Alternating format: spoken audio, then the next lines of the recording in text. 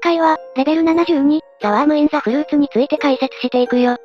果実の中の虫？空間とどう関係するんだ？まずは部屋の外観。レベル72は、果てなく続く野外市場のような空間なんだ。不気味さがじわじわ来るな。次に、レベル72について説明するよ。レベル72の脅威指数はクラスハビタブル。入ることが禁止されていて、コミュニティも隔離されていて、破滅的な病原菌が存在するんだ。ここ本当にハビタブルなのか？次に、レベル72の特徴について説明するよ。レベル72は果てしなく続く薄暗い野外市場で、生鮮食料品や稀にその加工食品が売られているんだ。そこにある食料って腐ってねえだろうな。地面は、汚れたアーモンドウォーターで満たされた穴だらけで、風化した石畳の小道と、すり減ったアスファルトの補修で構成されているんだ。市場の割に足元悪すぎじゃね？まあ、そんな道を見つけようとしても無理なんだけどね。どういうこと？というのも、空間は突然に終わりを告げ、目的のランドマークがあるはずの場所には何もない空洞があるからなんだ。何がどうなってるんだ？目に見えず、おそらく時期を帯びたバリアが、その境界を越えようとする物体を弾くため、この異変を越えることは不可能なんだ。このバリアは通称ザ・リペラントと呼ばれており、地上から約 1.2 メートルの高さにあって、屋台に隣接する高い構造物に登って脱出しようとするものを阻んでいるんだ。見えない壁がある空間なのか。また、空間内を何ヶ月も歩き回っても他の人に出会うことはなく、生存者グループが小さな集落を占拠しているという報告もあるんだけど、その存在は未確認のままなんだ。幻でも見てるのか？食料は豊富にあるんだけど、レベル72にある特定の果物や野菜は、特殊性黄土反転型自己栄養細菌、通称 SOSA が含まれている可能性があるんだ。なんかヤバそうな細菌。この細菌は、感染初期時の決定的な違いが目に見えないため、このレベルで生成される成果物が細菌に感染しているかどうかを判断するには、研究所にあるような顕微鏡による画像処理技術がなければ不可能なんだ。そんなに見分けるの難しいのかよ。なので、感染している可能性がある食料品を他のレベルに、特に、食べられる植物が生息しているレベルに持ち込むことや、空間内で生成されたものを摂取することは、感染しているかどうかに関わらず厳禁なんだ。パンデミックの原因にもなりうるしな。また、この問題をさらに深刻にしているのは、レベル72からの脱出が頻繁にあることなんだ。大流行の要因が発生してるじゃねえか。この細菌は鼻水や唾液、汗などの体液で、人を媒介して感染し、農作物に接触すると、その地域の農業に大きな損失をもたらす可能性があるため、特にレベル72の環境を考慮すると、レベルを出る前にあらゆるものを徹底的に検査する必要があるんだ。いつパンデミックが発生してもおかしくないな。このレベルがずっと薄明かりの状態にあるのか、あるいは、この建物群が訪れる場所に日光が届かないようにしているのかは不明で、建物は集合住宅に似ているんだけど、その高さは無限大のようで、上に天井があるとわかるほど不釣り合いに伸びているんだ。夜なのかどうかもわからないのか。これらの建物への出入りは理論上できるんだけど、出入り口は通常、小さすぎて通れない窓か、手の届かないところにあることが多く、通れそうな窓は非常に稀で、見つけるためには何週間も探検する必要があるかもしれないんだ。見えない壁にも阻まれてるし、探す効率は悪そうだな。生存者が建物に侵入した例では、内部には家具が完備されていることが判明していて、電話やパソコン、テレビなどの電子機器は、作動中または作動可能なまま残っていることがあるんだ。なんか手がかりでもあるんじゃないのか？と思っちゃうんだけど、住居人を明らかにする可能性のあるアイテムの文字や画像は、本、ポスター、タグなどの物理的な兆候の場合と同様に、歪にぼかされていたり、欠落していたりするんだ。重要な部分だけ見えないのか。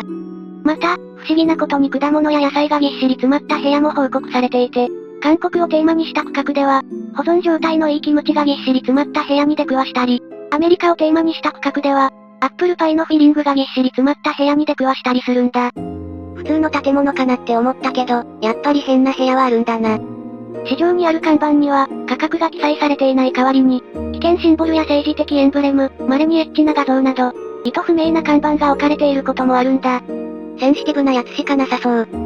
例えば、アトレゴやマローダーズのような、バックルームズで物議を醸しているグループに関連するものがよくあるため、バクチャットのようなプラットフォームに生存者が投稿したレベル72の画像は、しばしば検閲、規制の対象となるんだ。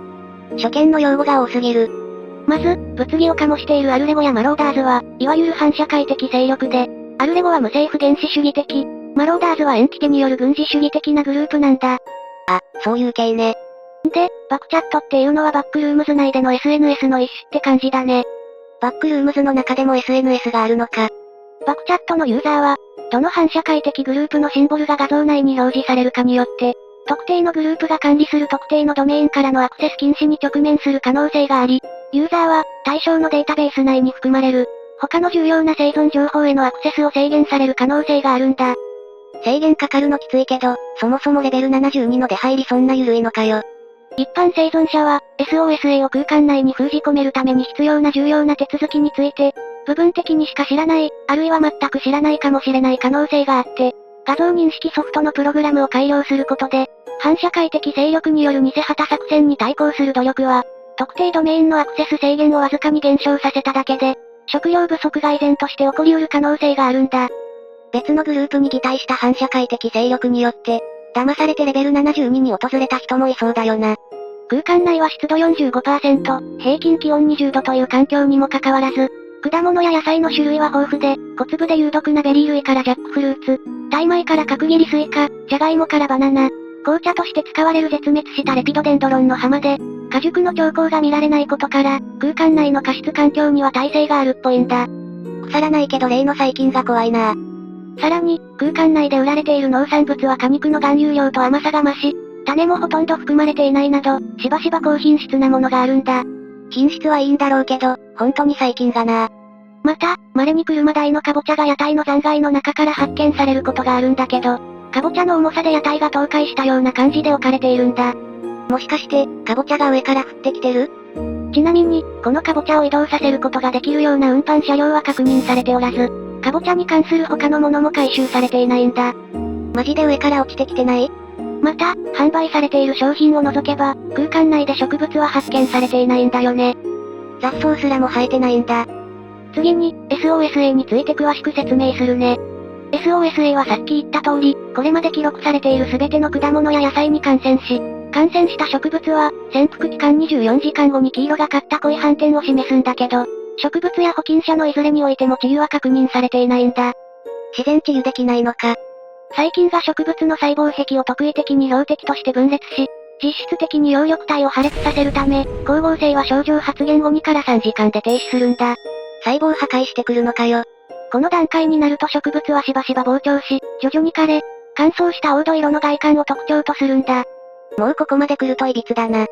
葉緑体を持たない動物や植物は、SOSA に対して特に問題はないんだけど、これは細菌が生物の体内で不活性なままであるためで、代わりに生物を媒体として利用されるんだけど、特に人が媒介されやすく、これは人が作物を好むためと考えられ、免疫系が細菌を異物と認識するまでの数週間、細菌を体の構成要素の一部と誤認識することがあるためなんだ。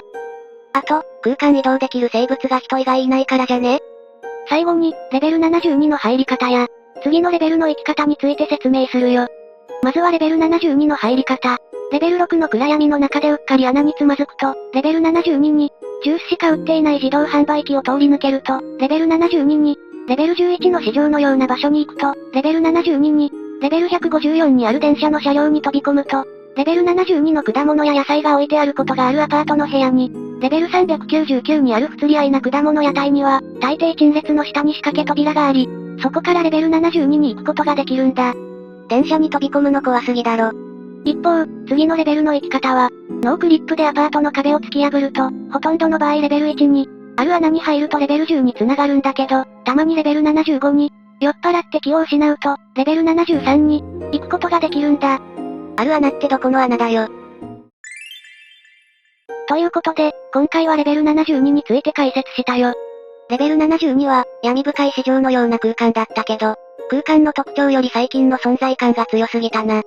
まあ、細菌は他の植物を枯らすほどの脅威があるから、バックルームズの情報源となる域として警鐘を鳴らすのは妥当なんじゃない？だったらそもそもの脅威指数上げて、レベル72に入らないようにした方がいいんじゃね？